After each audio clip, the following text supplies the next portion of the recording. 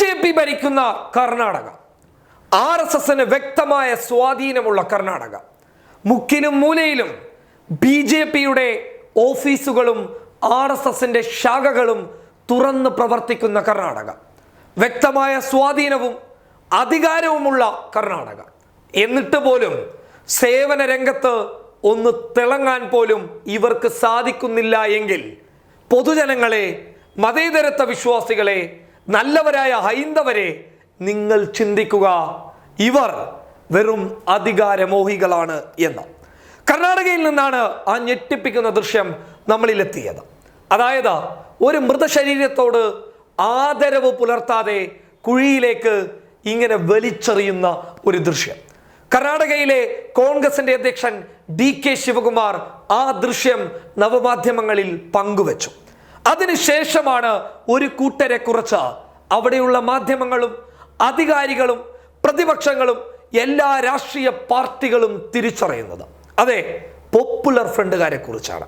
Popular ഫ്രണ്ടുകാരുടെ മൃതശരീരങ്ങളെ സംസ്കരിക്കുന്ന രീതിയെക്കുറിച്ചാണ്. എത്ര മനോഹരമായാണ് അവർ മൃതശരീരങ്ങളെ സംസ്കരിക്കുന്നത് എന്ന് ചോദിച്ചു കഴിഞ്ഞാൽ കർണാടകയിലെ എല്ലാ മാധ്യമങ്ങളും ഇപ്പോൾ അതിനെയാണ് ഫോക്കസ് ചെയ്യുന്നുള്ളത്. RSSകാർ തീവ്രവാദികളെന്നും BJPക്കാർ വർഗീയവാദികളെന്നും ഇടയ്ക്കിടക്ക് രാജ്യദ്രോഹികളാണെന്നും പറഞ്ഞു വെക്കുന്ന ഈ പോപ്പുലർ ഫ്രണ്ട് പ്രവർത്തകരാണ് ഒരു പ്രതിസന്ധി ഘട്ടത്തിൽ കർണാടകക്ക് താങ്ങും തണലുമായി വന്നത്. അവതാരകൻ പറയുന്നുണ്ട്, ഓരോ നിമിഷവും ഈ മൃതശരീരം സംസ്കരിക്കാൻ വേണ്ടിയിട്ട് ഞാൻ വരാം എന്ന് പറഞ്ഞ് പല ആളുകളും ഗവൺമെന്റിനോട് സമ്മതം ചോദിച്ച് രംഗത്ത് വരുന്നു. അവരൊക്കെ പോപ്പുലർ ഫ്രണ്ടുകാരാണ് എന്നാണ് അവതാരകൻ പറയുന്നത്.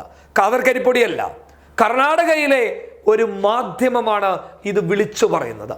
നിങ്ങളൊക്കെ ചിന്തിച്ചു നോക്കുക, മൃതശരീരത്തോട് പോലും ആദരവ് കാണിക്കാതെ വലിച്ചെറിയുന്ന സമയത്ത് പോപ്പുലർ ഫ്രണ്ടിന്റെ പ്രവർത്തകർ ഒരു പിഞ്ചു കുഞ്ഞിനെ ഒരമ്മ ഏത് രീതിയിൽ താലോലിക്കുമോ ആ രീതിയിലാണ് മൃതശരീരത്തോട് ആദരവ് കാണിച്ച്, ബഹുമാനം കാണിച്ച്, വളരെ പക്വതയോടുകൂടി മൃതശരീരം അവര് മറവ് ചെയ്യുന്നുള്ളത്.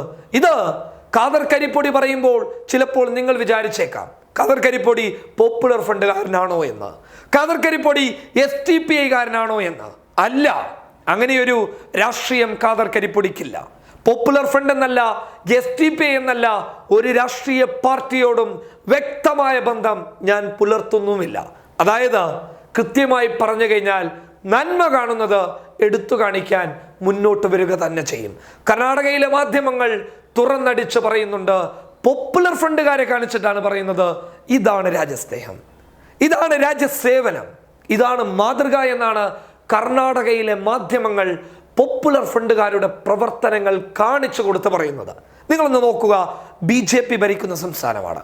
അവിടെ ഈ രീതിയിലുള്ള നന്മയുള്ള പ്രവർത്തനങ്ങളൊക്കെ ഈ സമയം ചെയ്തു കഴിഞ്ഞാൽ അവസാന നേട്ടം എന്ന് പറയുന്നത് ഭരണപക്ഷത്തിന് തന്നെയാണ്. ആ ഭരണപക്ഷത്തിലേക്ക് നേട്ടം പോകുമെന്നറിഞ്ഞിട്ട് പോലും കൃത്യമായ ഇടപെടൽ നടത്തുന്നുണ്ടെങ്കിൽ അത് മാതൃക തന്നെയാണ്.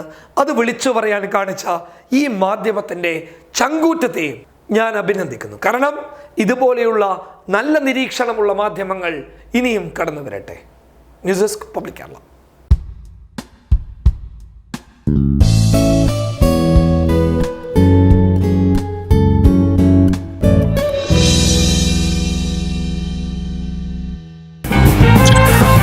That's right.